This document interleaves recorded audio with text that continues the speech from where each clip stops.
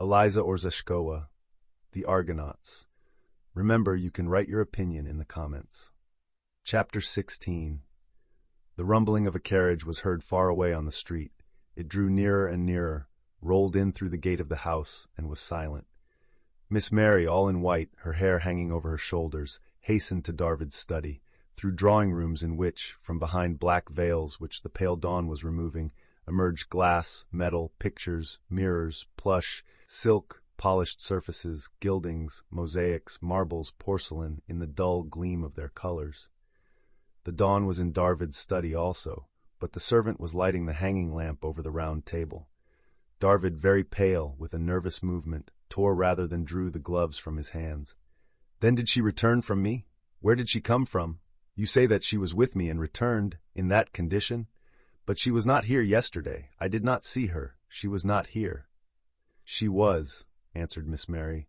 "She said that she was going to you. She did not return for more than an hour." "She might have been with her mother?" "No, I asked her sister about that. She was not with her mother. She was here." Darvid was astonished. He thought a while and called suddenly, "Ah!" There was something tragic in the gesture with which he indicated the thick case full of books, forming with the two walls a little triangular space, then in the manner in which he intertwined his fingers. "She was there, and she heard. Ah!"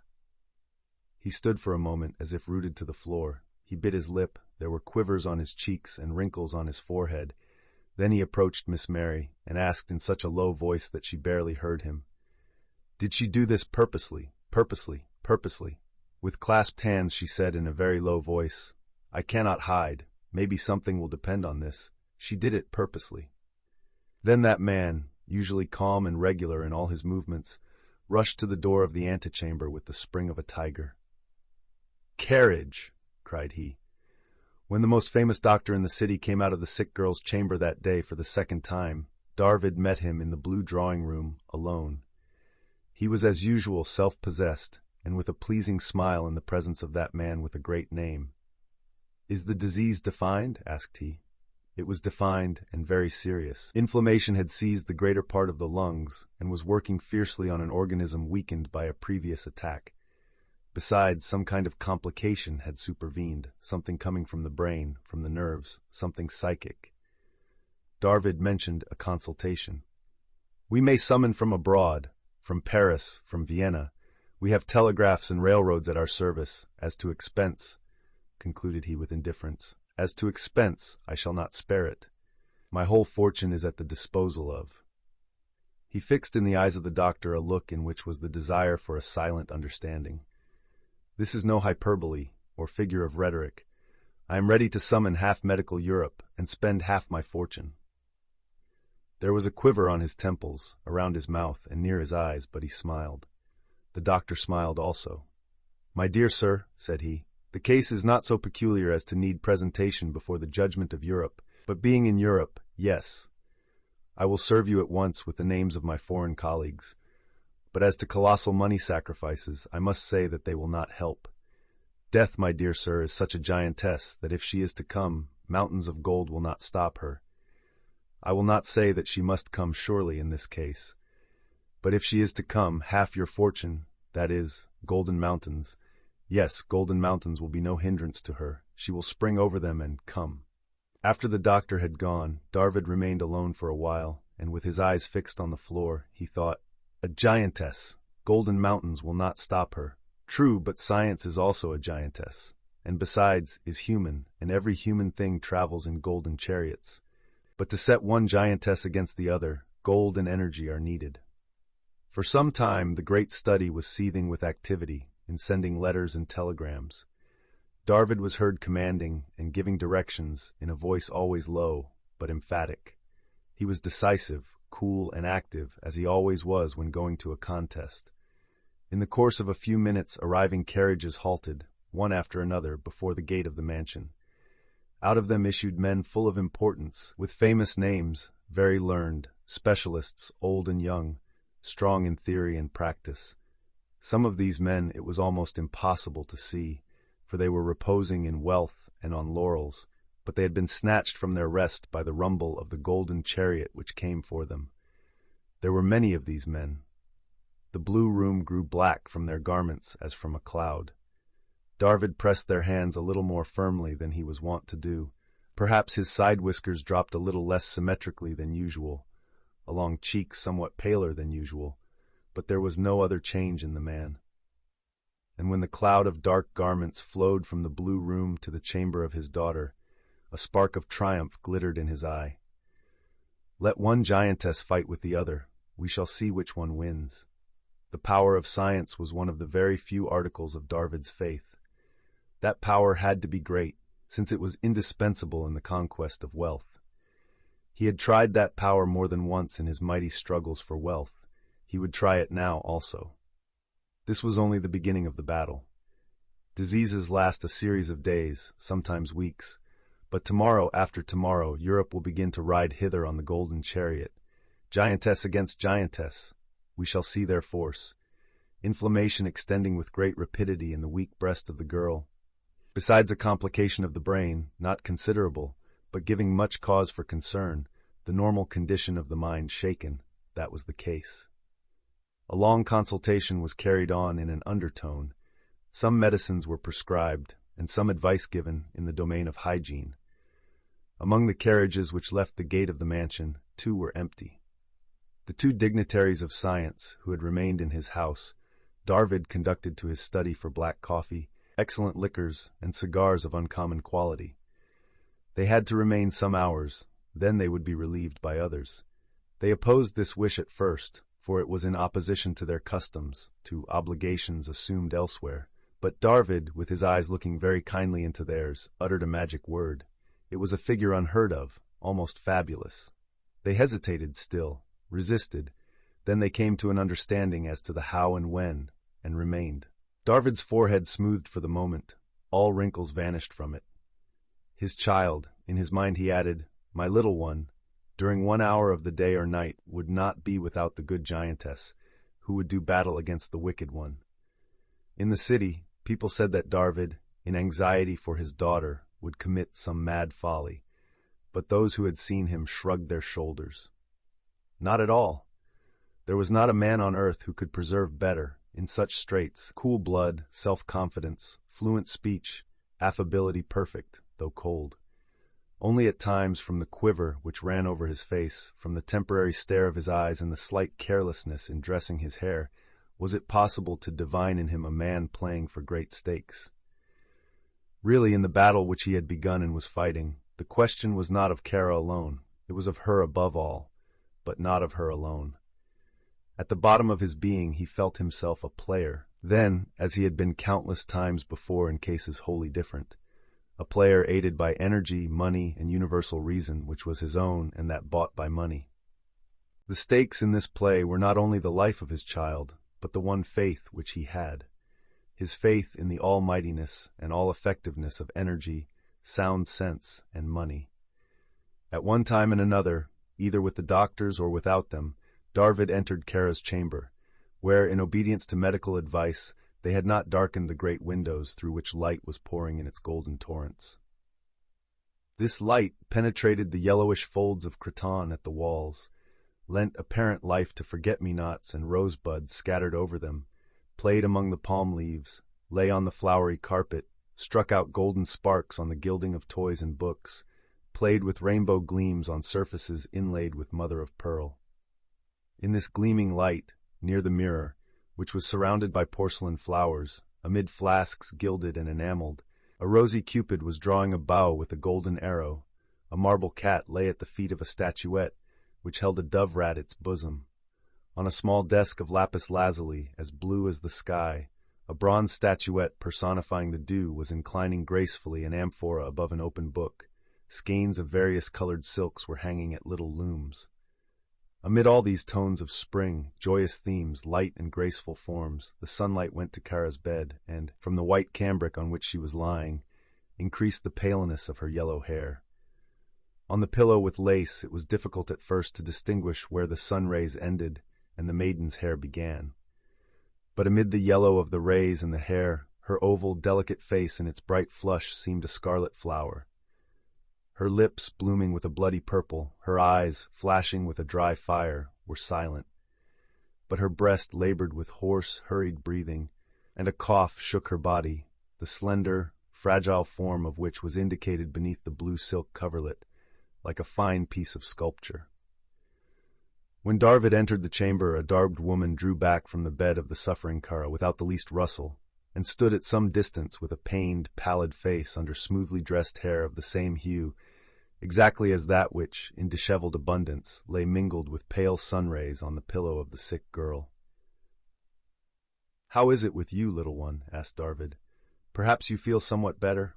Perhaps you would like something." For its only answer the face, which was like a scarlet flower turned toward the wall, covered with forget-me-nots and rosebuds. "Why not answer, Kara? Perhaps you would like something. Only say, only whisper. Say into my ear. I would bring you anything. Get it. Buy it. Perhaps you would like something. Have something. Something to look at. You can have anything. Anything. Only say what it is. Whisper in my ear." But in vain he bent low, brought his ear to her lips almost. No sound came from them. No whisper, only her face turned away still more, and her breath became hoarser and heavier. How many times did he go there and put to her the question, "Would you like something? Will you tell what?"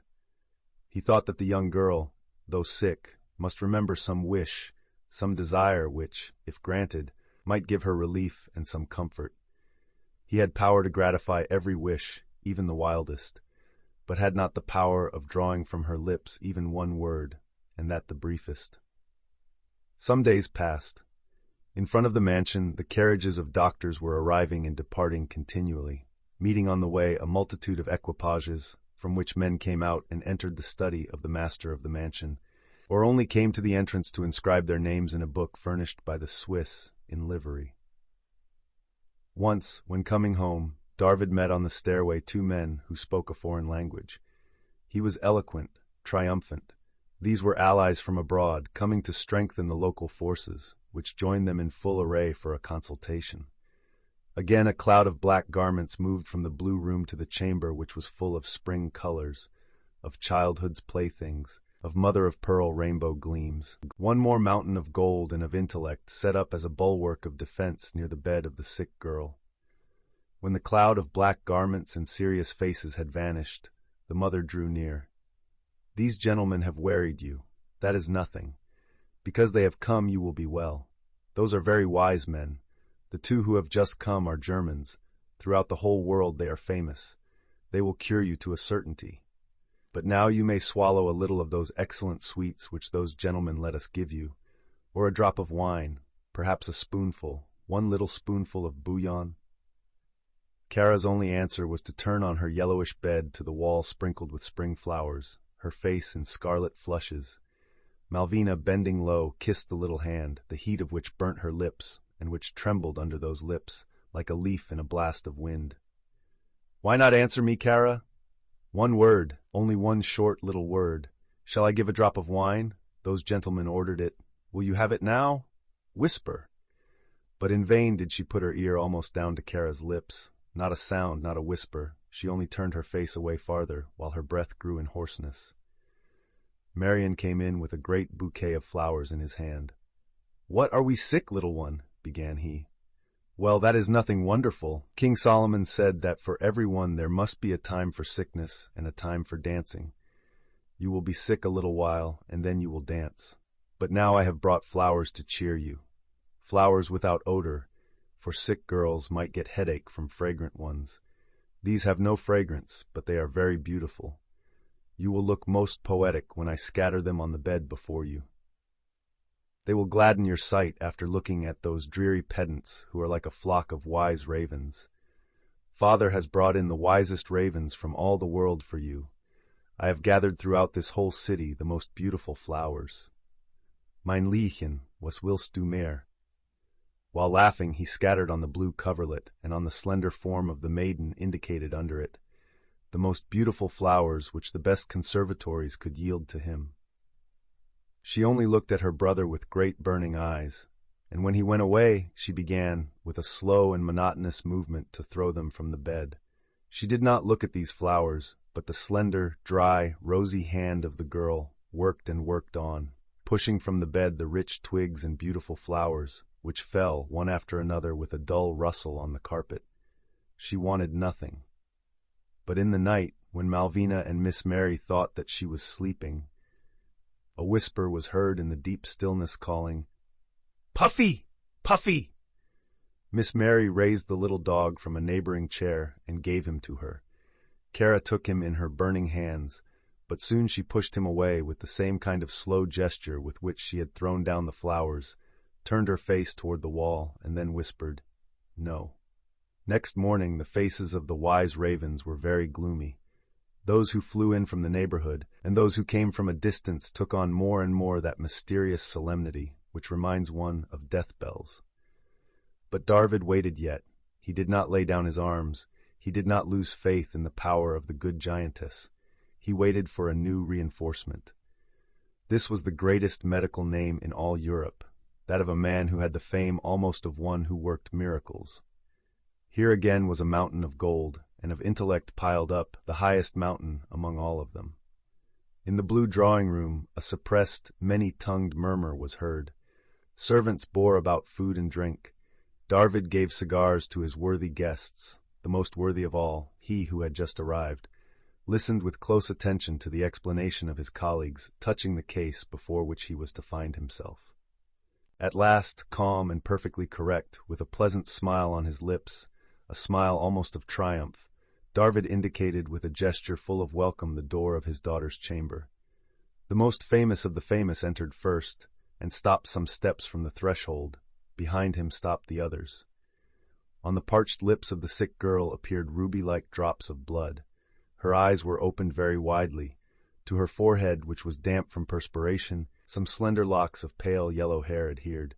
Throughout the room sounded in an audible, hoarse whisper, "Ira, Ira!" Irene approached quickly, and bending over, removed, delicately, with a thin handkerchief, the liquid rubies from the lips of her sister. "What do you want, little one? What do you wish?" Kara fixed on her sister eyes in which something uncommon had begun to take place, for the dark pupils became larger every moment, and larger, more prominent. They seemed to grow and to swell, as if concentrating into one point all power of vision, until a glassy film began to come down over them, and at the same time her lips, sprinkled with blood, moved a number of times, wishing to pronounce something, and not being able. At last, fixing on her sister from behind the glassy film the sight of her swollen pupils, Kara, as if in sign that she understood, shook her head, and with a whisper which was heard through the room with a note of alarm and complaint, she said, "Painted pots." Then in her breast a great orchestra began to play, hoarse, discordant, wheezing, and her head, grown suddenly heavy, fell into the pillow deeply. The assembly of men standing there at the door, the most famous, the small, sprightly, iron-gray Frenchman, with a face greatly thoughtful, advanced a few steps, stood at the bedside, and after some minutes, with his hands resting on the laboring bosom, cast into the deep silence which possessed the room these words, "The agony." As if in answer to that word, at the very door, behind the cloud of black garments, was heard a loud hand-clap. That was Darvid, who, with a movement most unexpected for him, had in this manner wrung his hands, intertwining them with a strength which almost broke his fingers, and then raised them above his head. So the giantess had sprung over all the mountains, and had come. Remember to subscribe.